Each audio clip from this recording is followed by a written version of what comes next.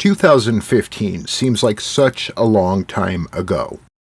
Not to discredit anything the year brought, but looking back, it feels like the calm before a storm of media frenzy, agendas, false information, and subjective opinions presented as fact.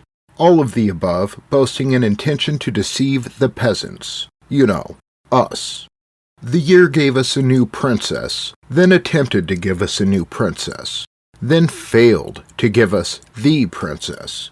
The latter two can be attributed to incompetence, while the former a British pilot. Do I make you horny, baby? Do I? That's right, Prince William did not keep it inside of the family, and apparently neither did Netflix.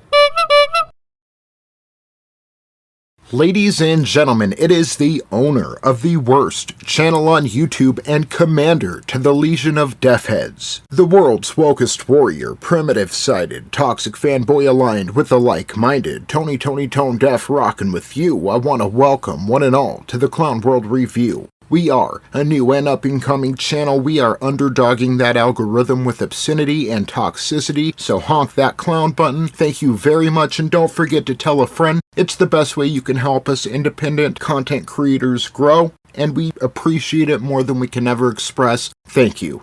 Now let's jump over to MovieWeb.com, where Jeremy Dick reports on voice actor and comedian Adam Conover's recent interview with the Surf Times podcast. During the interview, Mr. Conover touches upon a claymation Star Fox project that was planned when Nintendo reached out to College Humor to produce, which Conover would have been directly involved with. I'm not completely sold on the claymation aspect, but I love the Star Fox franchise very much. I have some great memories playing those games growing up. And you know, life moved a few beats slower in the summer of 1996 when the world was introduced to the motion picture Independence Day. Less than a year later, Star Fox 64 drops, and for its time, you couldn't ask for a better fighter pilot game. The reason I bring up Independence Day is because some of the levels and dogfights available to the player in Star Fox 64 made you feel like the two properties were entangled, at least in my warped mind. I mean, look at this gameplay. And yeah, it's the Nintendo 64, so the graphics may not be what we're used to these days, but I'll still rock this game anytime.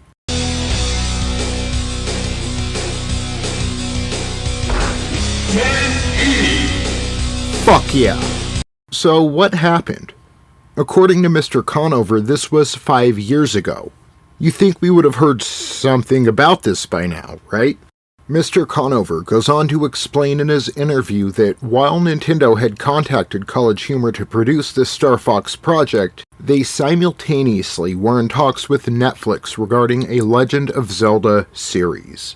Yeah, those bullshit rumors about the Zelda Netflix show, turns out there was some truth to those. According to Conover, about a month after Nintendo contacted College Humor, he was informed by his boss that they would no longer move forward with the Star Fox project, and that Nintendo had also pulled the Legend of Zelda series from Netflix. In fact, let's read Adam Conover's quote on the situation. Then a month later, suddenly, there were reports Netflix wasn't going to do its Legend of Zelda anymore. I was like, what happened? And then I heard from my boss we weren't doing our Star Fox anymore, and I was like, what happened? He was like, someone at Netflix leaked the Legend of Zelda thing, they weren't supposed to talk about it, Nintendo freaked out, and they pulled the plug on everything, the entire program to adapt these things. End quote. You know what? I don't even know, Mr. Conover. Adam, I'm sorry about that. I don't even know your work. I hope you're not soy-based. But I just wanted to show off my voice acting skills, so now that we got that out of the way, let's get back to the video. Because Netflix could not shut their greedy, self-righteous mouths for just a couple of months in order to allow a blooming relationship with Nintendo to fully blossom into what would have been one of the best shows on television, and I say that with full confidence. And that's not a shining endorsement of Netflix by any stretch of the imagination. Both titans of their industry, Netflix parallels Nintendo in certain aspects. For instance, for their first 60 years of doing business from 1889 through 1949, Nintendo was solely a playing card company, doing business worldwide, compared to Netflix's first 10 years from 1997 to 2007 of offering DVD rentals and sales over the internet. From there, Netflix would introduce the world to streaming content. They began partnering with electronics companies, much like Nintendo, and began producing its own original content. In 1950s Japan, playing cards from the West were associated with gambling, so they weren't illegal, they just weren't very popular. That is until Nintendo partnered with Disney, creating an opportunity to open up Japanese households to their playing cards, though Nintendo president Hiroshi Yamauchi, after visiting the largest playing card company in the world, in the United States, and seeing that they were relegated to a rather small office, not much larger than his own, Yamauchi began to realize the limits of solely dealing in playing cards. Nintendo began pursuing other ventures, and in 1972 had stepped into the realm of video games by producing a light gun accessory for the Magnavox Odyssey. To keep a long story short, the rest is history. These examples show that both Nintendo and Netflix started under a specific business model, but had the foresight, creativity, and intelligence to change, and in many cases, are ahead of their time. These examples also shed light on a key difference between the two companies' ascension to worldwide success. Netflix was able to accomplish in a decade what took Nintendo several years shy of a century to achieve, in their separate fields of specialty. That's great for Netflix in some aspects, but the spoiled relationship between the two companies from 5 years ago shines an extremely bright light on the problems with growing so fast as a company.